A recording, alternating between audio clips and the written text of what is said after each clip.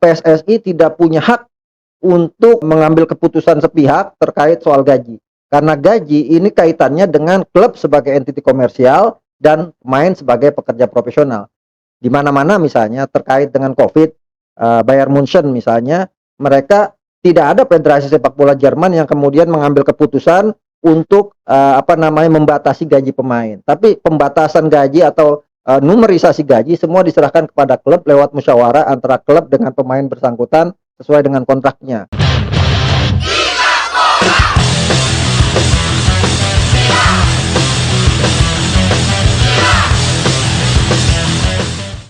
Bravo Cocomeo Channel.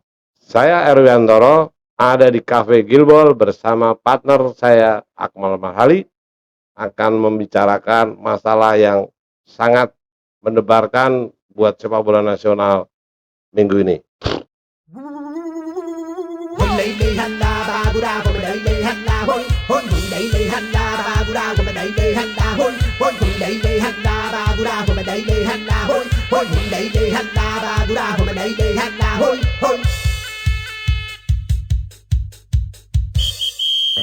Mulai mengajar mensiasati bertarung dan berpeluh, mulai mengajar mensiasati bertarung dan berpeluh. Setiap masa ada ingin dapat, semua ingin mendahului. Cepat kencang harus menang, cepat kencang harus menang. Hey lamada, hey lamada, hey. Hey lamada, hey lamada, hey. Hey lamada, hey lamada, hey. Hey lamada, hey lamada, hey. Mulai mengajar mensiasati bertarung dan berpeluh, mulai mengajar mensiasati bertarung dan berpeluh. Setiap masa ada ingin dapat, semua ingin mendahului. Cepat kencang harus menang, cepat kencang harus menang.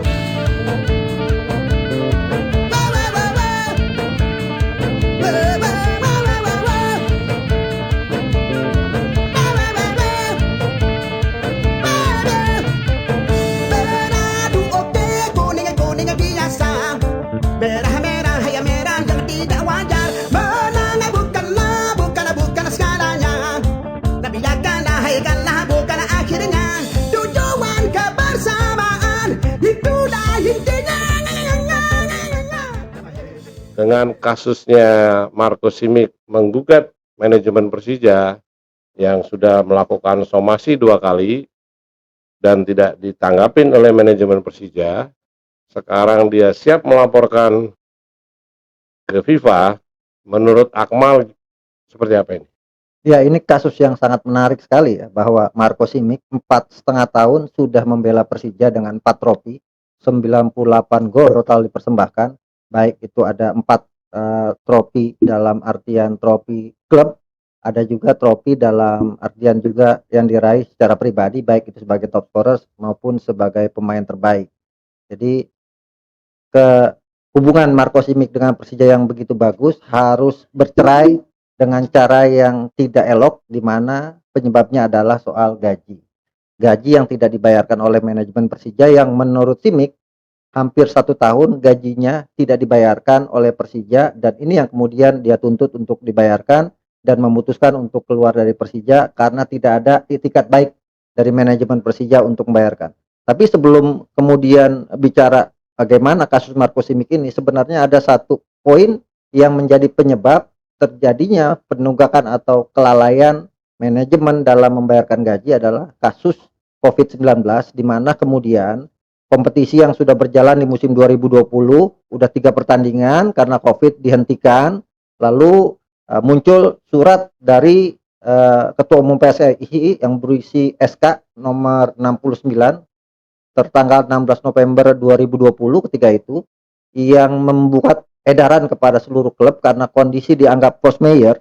Kemudian keluar keputusan, ada setidaknya 5 keputusan yang dikeluarkan, tapi saya masuk ke poin 4, di mana di poin itu disebutkan karena kompetisi terhenti mulai bulan Oktober sampai Desember, gaji pemain diputuskan dibayarkan maksimal 25% dari gaji sebelumnya. Kemudian di poin ke-5 disebutkan juga apabila kompetisi nanti berlanjut, maka pemain di Liga 1 maksimal digaji 50%, di Liga 2 60%, atau di atas upah minimum regional setiap daerah. surat atau SK Ketua Umum PSSI yang ditandatangani oleh Muhammad Iryawan inilah yang menjadi pemicu munculnya problem sepak bola Indonesia, utamanya terkait dengan kontrak di era COVID-19. Kenapa ini terjadi? Karena surat ini diputuskan secara sendiri gitu. Padahal kalau PSSI mau, harusnya dilakukan secara musyawarah terlebih dahulu, di mana misalnya PSSI mengajak bicara Asosiasi Pemain Profesional Indonesia, atau juga mengajak bergabung dan berdiskusi bermusyawarah Asosiasi Pelatih Sepak Bola Indonesia, sehingga kemudian ada kebulatan atau keputusan bersama terkait bagaimana menangani problem di tengah COVID saat kompetisi dihentikan terkait dengan kontrak profesional yang ada. Nah, problem inilah yang menjadi pemicu yang pada gilirannya banyak klub yang bermasalah dengan pemain-pemainnya. Sebelumnya ada klub yang juga bermasalah juga dengan para pemainnya terkait dengan putusan PSSI yang mengeluarkan SK bahwa selama COVID, selama kompetisi tidak berlangsung, klub membayarkan maksimal 25% gajinya. Nah, ini merupakan problem. Kenapa?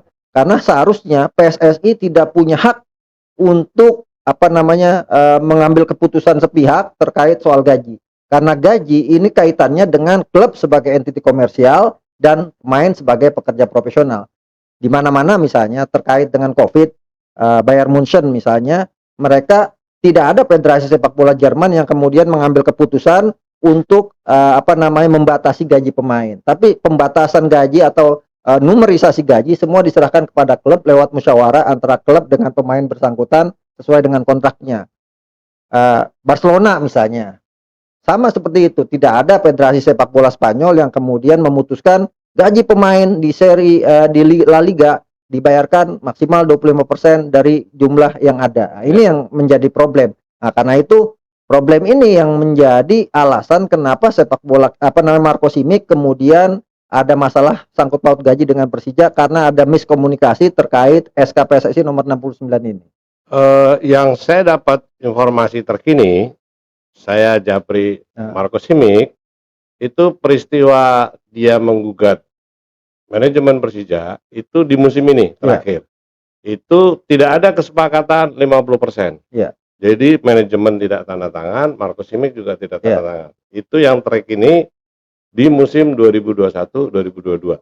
Iya. Jadi kalau kita lihat misalnya mengasumsikan Persija mengambil resolusi dari SK PSSI nomor 69.5, di mana apabila kompetisi kembali digulirkan di tengah COVID, maka klub bisa membayarkan gaji maksimal 50%. Mungkin ini yang kemudian menjadi penyebab yang kemudian Marco Simic tidak setuju, karena sudah kompetisi berlangsung, gaji harus dibayar 100%. Gitu. Betul. Nah, ini kemudian Marco Simic mungkin tidak mau menandatangani kesepakatan itu. Betul. Nah, itu yang diminta sama Marco Simic. Nah, inilah yang kemudian menjadi problem. Banyak klub-klub juga yang punya masalah. Sebagai contoh misalnya Arema, mereka tidak ada beberapa pemain yang tidak sepakat dengan 25%. Keputusan adalah mereka bermusyawarah. Pada akhirnya keputusan diambil terminasi. Misalnya pelatih Arema Mario Gomez memutuskan keluar dari Arema. Kemudian Jonathan Bowman keluar dari Arema. Kemudian juga pemain misalnya PSM Makassar, Hasan Eldor, Serisevic, termasuk Giancarlo Rodriguez memutuskan keluar dari PSM Makassar karena tidak sepakat dengan 25% itu. Bustos di Persita Tangerang dan juga Eldar Rasanovic juga memutuskan keluar dari Persita karena tidak sepakat dengan itu. Itu kan artinya ada komunikasi klub dengan pemain yang kemudian ada kesepakatan. Nah, ini Persija tidak ada. Gitu. Pertanyaannya adalah yang disebutkan Akmal tadi itu semua pemain asing. Sebetulnya perbedaan antara pemain asing dengan pemain lokal kan sama sebetulnya. Betul. Kenapa pemain lokal tidak ada satupun yang melakukan hal yang seperti pemain asing kepada FIFA? Ya, problemnya di pemain lokal kita adalah tidak ada keberanian pemain lokal kita untuk mengambil langkah, misalnya langkah berani menentang keputusan klub. Problemnya kenapa? Mereka takut kalau kemudian berseberangan dengan klub, musim depan mereka tidak dipakai lagi. Ini menurut saya adalah mentalitas pemain lokal yang harus diubah ke depannya, bahwa mereka sebagai pemain profesional punya hak untuk menentukan masa depan. Jadi tidak tergantung dengan klub, tidak tergantung dengan karir mereka kapan akan bermain, tapi ketika kemudian kontrak profesional sudah tanda tangani, maka mereka terikat dengan kontrak itu, plus mereka juga punya hak untuk menggugat apabila kontrak tidak dijalankan oleh klub. Banyak pemain-pemain asing yang sukses menggugat kepada FIFA, ya, kepada klub-klub di Indonesia, kepada FIFA, bersurat ya, itu sukses. Di Indonesia kan ini harusnya edukasi. Betul. Kenapa sampai hari ini tidak ada satupun pemain lokal yang berkirim surat kepada FIFA tentang kecerobohan manajemen klub-klub Liga 1.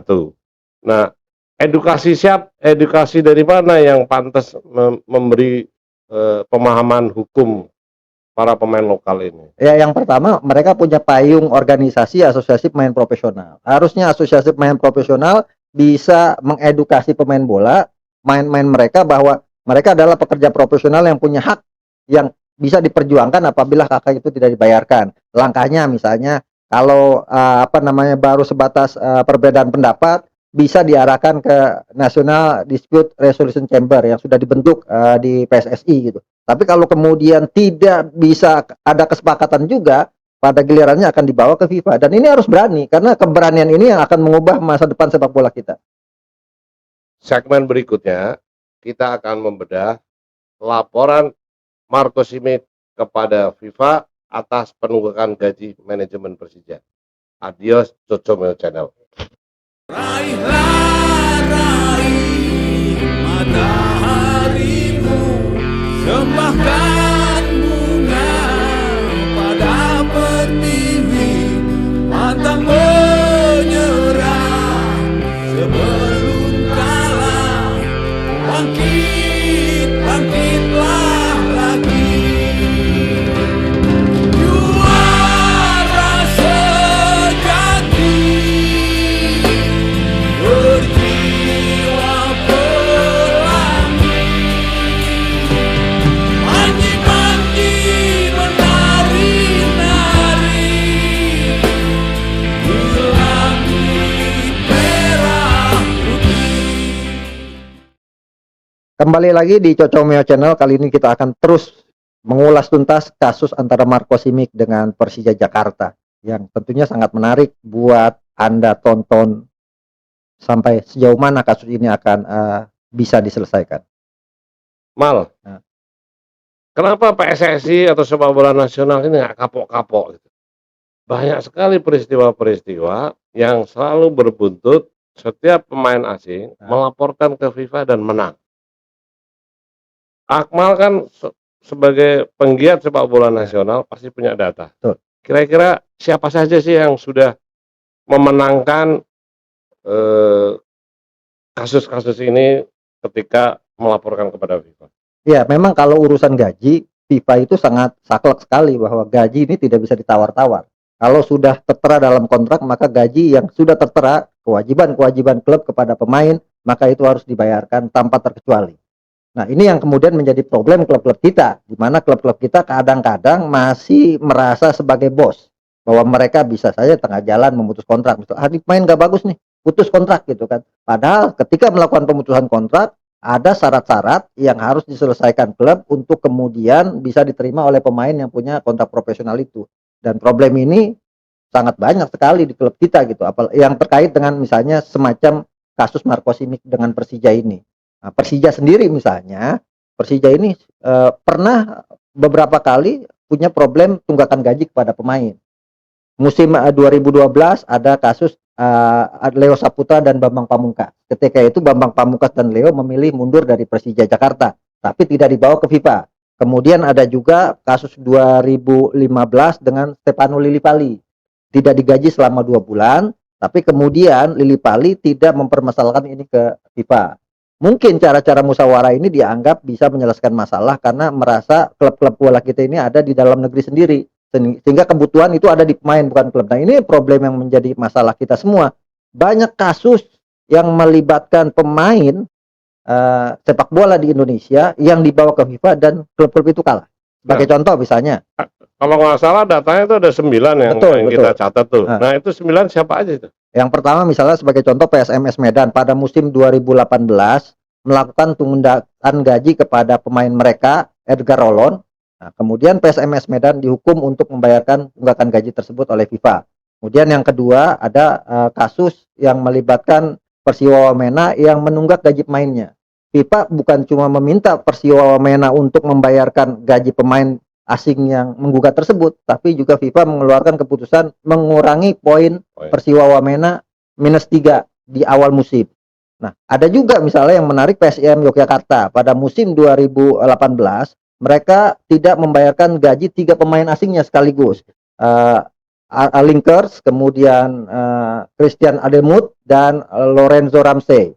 Nah, 3 pemain ini menggugat ke FIFA. Kemudian keputusannya adalah FIFA mewajibkan PSIM Yogyakarta untuk membayar gaji pemain tersebut plus mengurangi 9 poin nilai PSIM Makassar yang harus dijalankan. Ada Madura United juga punya kasus, Persegres Gresik punya kasus yang sama, dan ada juga yang melibatkan klub Persepam Madura 2018 rata-rata itu. Kemudian juga yang paling menarik adalah kasus yang melibatkan terakhir PSM Makassar pada musim 2020 kemarin, di mana digugat oleh Giancarlo Rodriguez, pemain mereka yang tidak terima bahwa gajinya dipotong oleh PSM Makassar, kemudian melaporkan ke FIFA.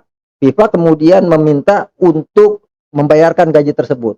Lalu ada musyawarah yang dilakukan lewat NDRC, National Dispute Resolution Chamber, yang akhirnya keluar keputusan bahwa PSM harus membayarkan gaji Giancarlo Rodriguez. Apabila tidak dibayarkan, maka PSM dinyatakan tidak boleh melakukan transfer 3 musim beruntun. Nah, ini kasus yang menurut saya adalah kasus-kasus di mana klub-klub kita sangat lemah sekali ketika berhadapan dengan FIFA terkait tunggakan gaji atau uang prestasinya klub dalam pembayaran gaji.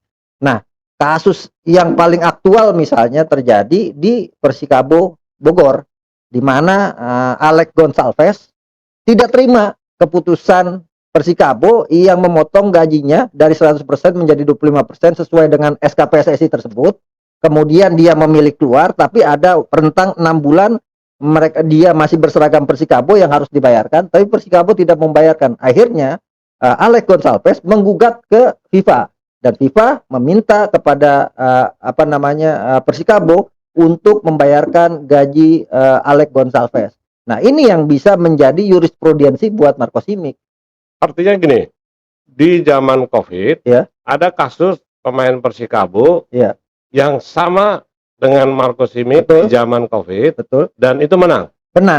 Kira-kira nih, kalau besok-besok ini Marco Simic mengirim surat kepada FIFA, menurut Akmal nih menang Marco Simic atau Persija nih? Kalau dari sisi hukumnya lah. Dari legalitas hukum, misalnya Persija memakai panduan SK PSSI nomor 69 yang tertanggal 16 November 2020 yang ditandatangani oleh Pak Ketua Umum PSSI Muhammad Iriawan, secara legal formal SK ini sangat lemah di mata hukum. Jadi tidak kuat gitu kan. Jadi kalau kemudian Marco Simic menggugat ini ke FIFA, maka besar kemungkinan dengan jurisprudensi tadi 9 kasus yang terjadi, Marco Simic akan menang dan Persija diwajibkan membayar gaji Marco Simic selama setahun yang tidak dibayarkan. Ada nggak sih referensi buat PSSI ini? Kan PSSI selain sebelum Iwan Bule, kan juga punya sejarah-sejarah ketua-ketua umum yang punya kasus yang sama. Menurut Akmal, kira-kira PSSI melakukan hal yang seperti itu, punya referensi-referensi nggak sih dengan negara-negara barat seperti Barcelona yang tadi diceritakan? Kira-kira mereka belajar kayak gitu nggak sih manajemennya? Dengan kok sepertinya dia otoriter sekali gitu. Inilah yang menjadi masalah banyak orang-orang PSSI yang tidak paham tentang regulasi, tidak paham tentang kekuatan aturan-aturan di FIFA. Sebagai contoh misalnya, ada 9 kasus klub yang tidak atau menunggak tidak membayarkan gaji pemain, kemudian diminta oleh FIFA untuk PSSI agar mengurangi poin. Tapi PSSI secara definitif tidak melakukan pengurangan. Pengurangan itu dilakukan kalau sudah aman, sudah selesai kompetisi dikurangi sekian poin. Nah, akhirnya FIFA malah menjatuhkan hukuman kepada PSSI. Pada 2018, PSSI dihukum 428 juta harus membayar denda kepada FIFA karena tidak melakukan perintah FIFA untuk memberikan sanksi pengurangan poin kepada klub-klub yang tidak membayar gaji tersebut. sebelum kita ngopi, kita akan membedah segmen terakhir. Kira-kira Persija bisa apa tanpa Marco Simic? Adios, Jojomeo Channel.